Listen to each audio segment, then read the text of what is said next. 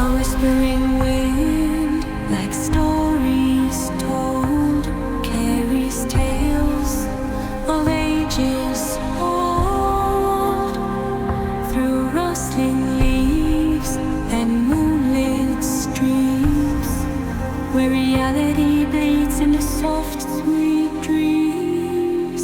The silver moon, a guiding eye, beaming over the misty night.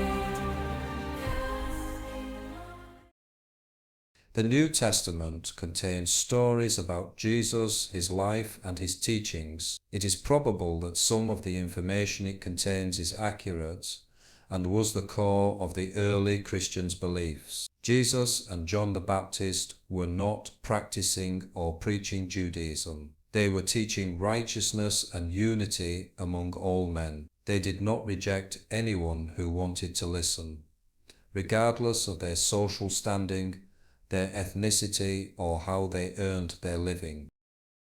They taught unity, love, and empathy for others. They believed in equality and showed respect to women. This way of teaching was not Judaism, which was and still is a selective faith. It was completely different to anything that had been before and to Judaism and the pagan beliefs. What we must realize is that the New Testament is full of connections to Judaism, which contradicts Jesus' teachings. You cannot serve two masters. It is one or the other, and common sense tells you the early Christians had a separate faith from Judaism. The Romans, with the help of Jewish scribes, weaved a web of connections to Judaism in order to make Christianity legitimate and essentially to connect it to the Old Testament. This became Roman Christianity, which was revised and changed to make Christianity a subdued faith.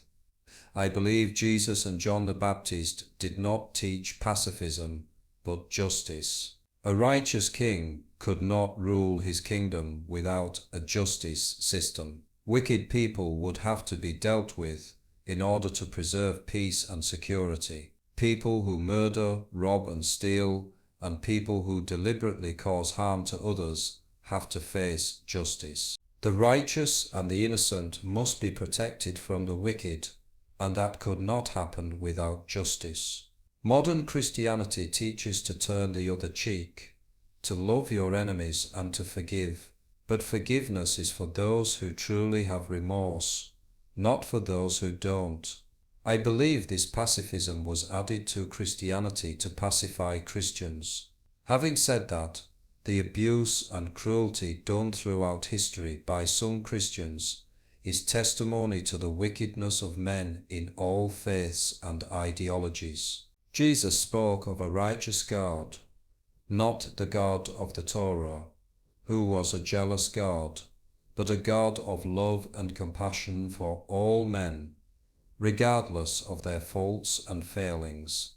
A God of love, without prejudice, and a God that forgives those who have remorse for their failings. A God that rejects nobody if they come to him.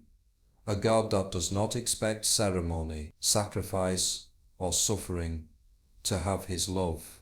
He is a God who serves his children, and all he asks of us is that we try our best to do what is right and to serve others with kindness. He is the God of righteousness, and his followers spread their warmth and kindness, their gentle nature towards their families and friends, and deserving strangers in order to spread peace and security. He is the God of Jesus, John the Baptist, and the early Christians. The God of the Old Testament is a self-serving God of ritual and sacrifice. He is a wrathful and jealous God who allowed his followers to do great wickedness in order to conquer lands and gain treasures.